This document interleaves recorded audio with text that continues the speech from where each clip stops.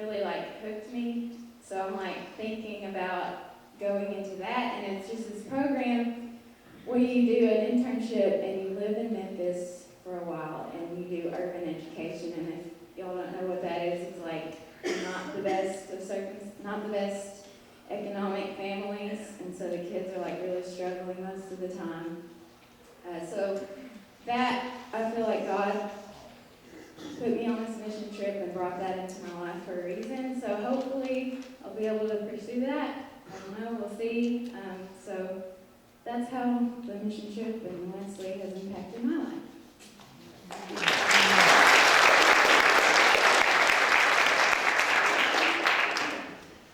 I'm not sure when they started this trip 10 years ago what they intended, because I was not on board then. But I will tell you, the trip serves many, many purposes now. It helps Wesley students to meet each other from across the state, to find out, hey, their Wesley does it this way, maybe we could try that. Or, you know, we're really not doing that bad. I talked to this other group, and I thought ours was terrible, but we're really better than they are. So, that's nice. That's nice if that happens. It gives them a chance to experience a different world.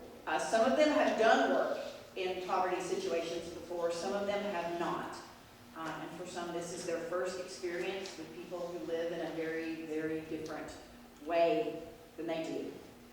Every year, there's at least one or two groups that learn something about patience and reality, because they get there and they want to work immediately on a plan that is organized that they're going to get accomplished.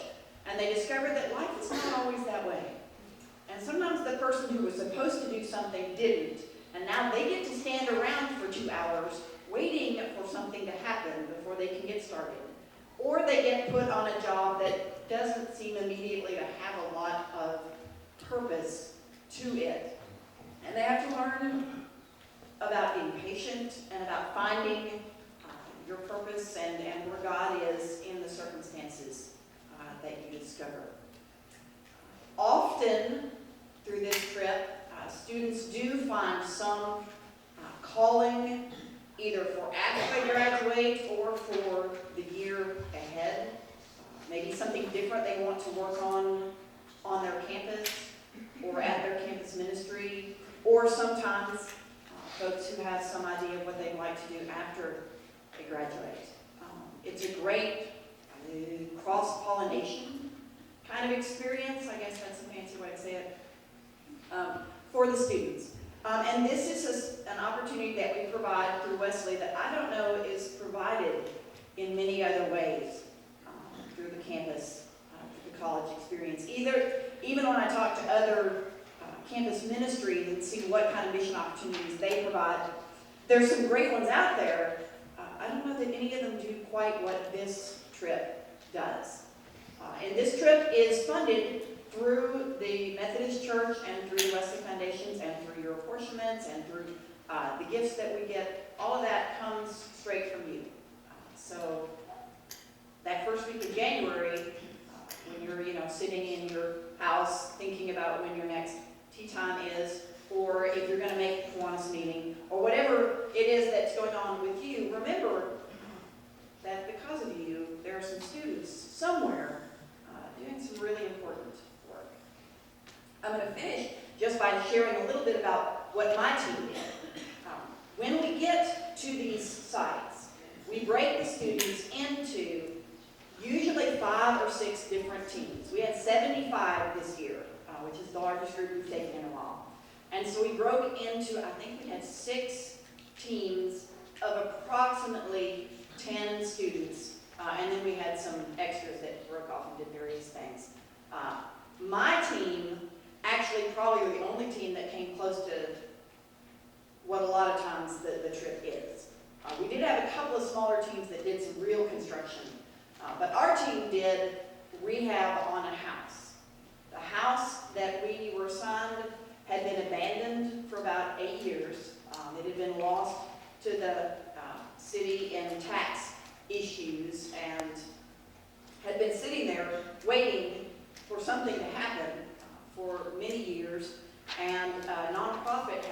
purchased the house from the city when it went through the tax sale, and we were rehabbing the house so that it could be sold to a family and kind of help provide a stable point in that community. The house structurally was great. Really, when we pulled up the first day, we thought, we're just not going to have that much to do. It's in pretty good shape. And the first day, all we did was basically clear the lot. We did discover that, in fact, there was a back porch on the house that you couldn't see because of all the debris and leaves. So, clearly it wasn't as clean as we thought it was immediately. Second day, we opened the door to go into the house, and we discovered what the owner had already known, that there had been people who had been squatting in the house at various points during the time that it had been evicted. And we cleaned a lot of stuff out of the house. I'm not going to share. We cleaned a lot of glass. Some of the windows had gotten broken. We pulled up all of the carpet in the house. We cleaned it thoroughly. We patched all of the walls with spackling. We scraped some of the ceilings so that it was popcorn ceiling, and we were trying to get that straightened away so that it could be patched. We removed all of the debris from the fireplace and cleaned the mantel and the surround thoroughly. And by the last day, we actually put the first coat of paint in all of the rooms in the house. Well, we didn't paint the kitchen. We didn't get that far. But anyway, we got most of the house, the first coat of paint on. The man who owns the house currently, working with a nonprofit who's looking to try to rehab the house, said we moved probably from point 0 to halfway through what he needs to do to get that house back into the condition that it can be sold and become a good home in that community again. It is next to several houses that are occupied by, folks who want to stay in that neighborhood and are taking good care of their property. On the other side are a lot of iffy properties, and that house is kind of a linchpin. If that house is in good shape, the whole neighborhood will benefit. So my team, I think we're the only team that got to see one project from the first to the last day and really see the progress that we made. So that was one of the impacts. The other impact was that our students, the students on my team were from, I think, 4 or 5 different locations. We had U of A, we had Tech, we had Henderson, we had Washington. I think we had one other school that was represented. And all of those students got to know each other and got to share together in that work. Some years it takes a few days for the team to gel because there'll be personalities that just don't quite mix, and it takes some seasoning for that to work. But this year, my team just from the first day, everybody got along, everybody liked each other, they figured out how to work together, and they all worked. There's always usually, that's wording not working today. Often, there is someone on a team that either does not want to work or does not know how to work, has never really had to work. And so they don't really understand the concept of more than 15 minutes at a time without a break. But all the folks on my team this year understood that this is the task and we're going to get it done. And the harder we work on it, the sooner we get that task done and we can move on to the next one. Because I think everybody by the end of the second day wanted to do that house painting. So there was real strength in that as well. It's always a blessing for me to go. Always a blessing. The worship is always powerful. One of the things we do at worship is each of the students has the opportunity to share some way that they saw God that day. And sometimes it is, I'm not sure where God was today because we were picking up sticks. But some days it is, we met a neighbor and they thanked us for what they were doing, for what we were doing. And just, you never know what's going to be shared but that's always really powerful. I love having the worship. I love meeting the students. I don't love the driving part, but it's my job. So I do that part. And then I love being on site and getting to see the impact that a group of committed Christians can make in a community in as short a time as 1 week. I was excited to see that, and every time we've done this trip, that's been one of the things that has meant the most to me. Because I get busy at my job, which is sometimes just a job. A lot of times it's a joy, and sometimes it's just a job. And I get busy and I forget that I'm supposed to be making an impact. I'm not just supposed to be doing stuff. I'm supposed to be changing lives. And this trip every year is a chance to actually do that. So this morning I just wanted to thank you for the opportunity that you give us every year to do the trip. I want to thank you for the chance to have campus ministry at each four-year college in the state. So this is available. There's a place for students at every four-year college to come, whether they're Methodist or Baptist or nothing, we don't care, that they can come and experience fellowship and hopefully meet Christ and discover what that means in their lives. So I just wanted to thank you for that opportunity, and thank you for letting us come and share with you today. I'm going to hand it back over to the music because they're the best part.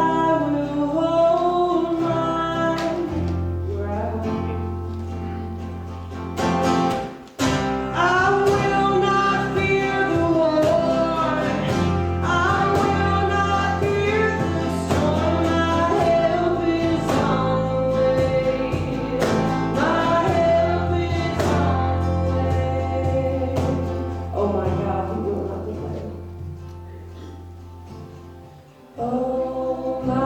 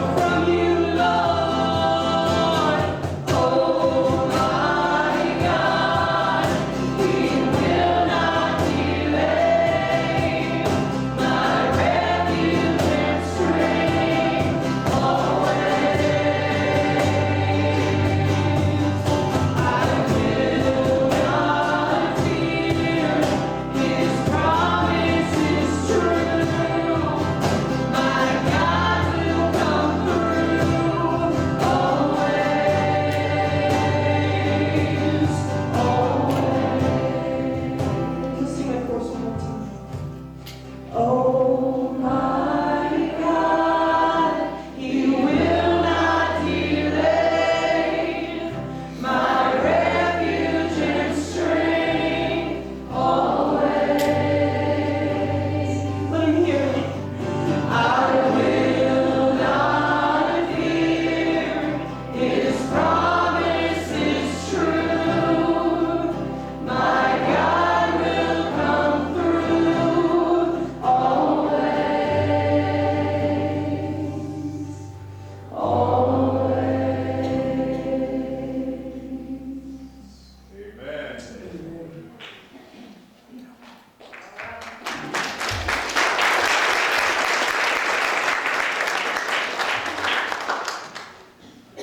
Thank you, Arkadelphia and Wesley Foundation. Go ahead. No. No, I know. There we are. Hello, hello. Still not. Oh, there it is. Yes.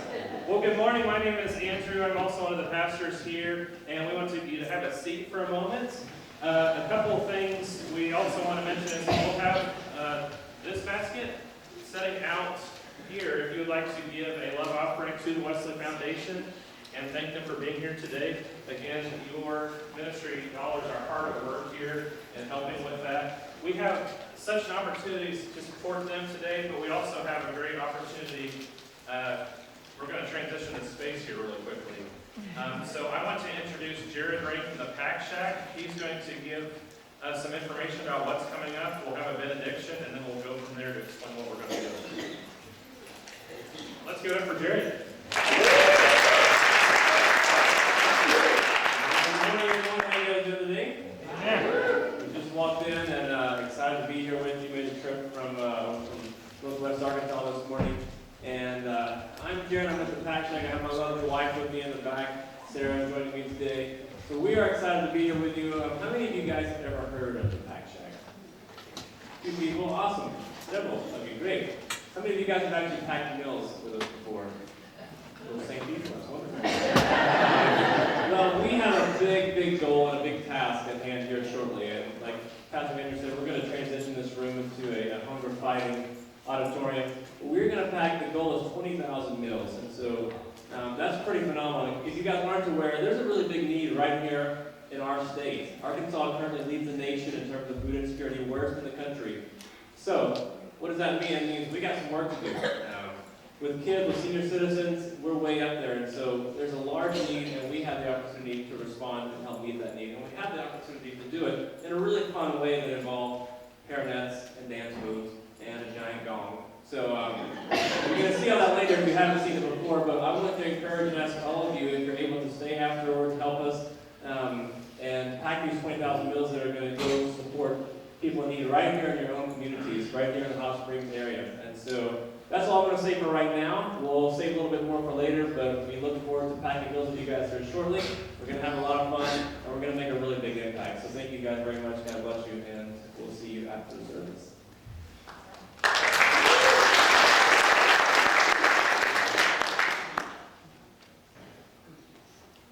All right, well, if you will please stand as I give this benediction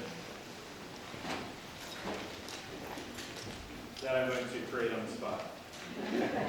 So, we often wonder sometimes what God is going to do in our world that is so messed up sometimes to make a difference. How is God going to feed the hungry? And God answers that with saying, I send you. So go from here and be the hands and feet of Christ, and come back in a few minutes because you're getting ready to be able to do that. Amen? Amen. Amen. Thank you for coming this morning. What we need for all of you to do at this point, if you can, is to grab a chair or two, and we want to stack them on either side. And if we can, literally a single file of chairs, like just one row on each side. And I'm not sure how high we can stack them. Can we go 5 high? So we do 5, and if we can have them as close to the wall as possible. After that, we'll have the youth as well as we need probably 5 or 6 more people. We need 12 to 15 that can stay in here. The rest of you can go out and relax, and we'll let you know when we're ready to finish.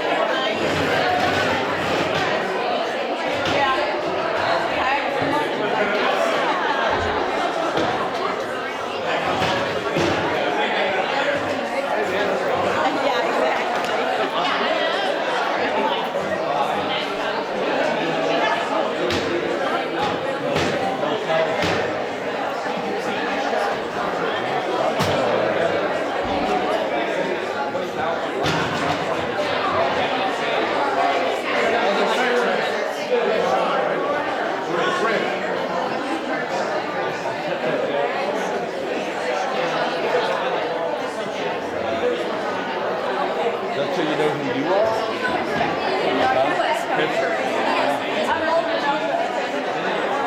if they write the name backwards, so you're looking at the mirror, you tell them that's what you like to do.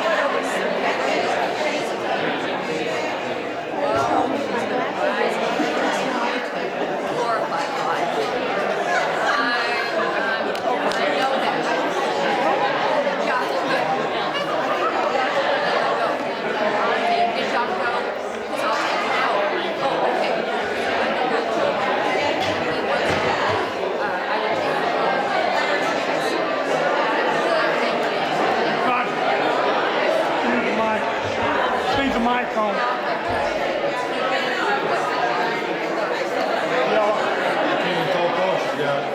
Yellow.